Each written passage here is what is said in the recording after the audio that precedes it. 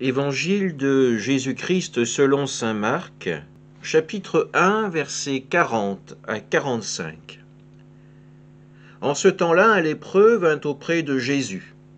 Il le supplia et tombant à ses genoux, lui dit : « Si tu le veux, tu peux me purifier. » Saisi de compassion, Jésus étendit la main, le toucha et lui dit : « Je le veux, sois purifié. » À l'instant même, la lèpre le quitta et il fut purifié.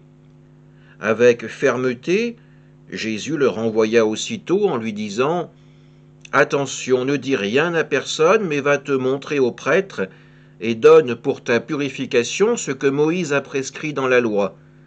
Cela sera pour les gens un témoignage. » Une fois parti, cet homme se mit à proclamer et à répandre la nouvelle, de sorte que Jésus ne pouvait plus entrer ouvertement dans une ville, mais restait à l'écart dans des endroits déserts. De partout, cependant, on venait à lui. Acclamons la parole de Dieu. Peut-on faire silence devant la vérité ? C'est la question que nous pose cet évangile à travers cet acte de guérison opéré par Jésus.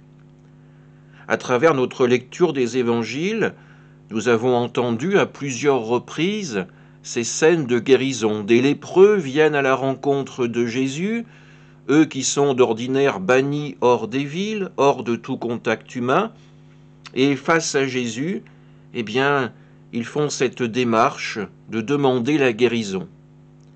Pour nous, chrétiens, catholiques, nous y voyons aussi une demande de guérison face au péché qui est là dans nos cœurs.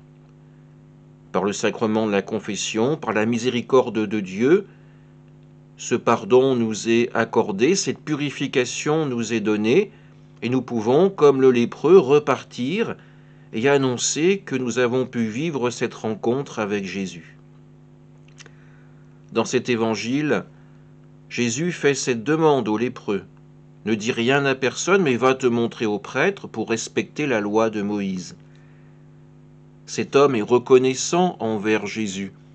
Il ne veut pas lui porter préjudice, pourtant, il y a dans son cœur, dans son âme, une force qui le pousse à dire, à témoigner : oui, cet homme, ce Jésus que l'on commence à connaître, est venu à mon secours, il a posé la main sur moi et il m'a guéri.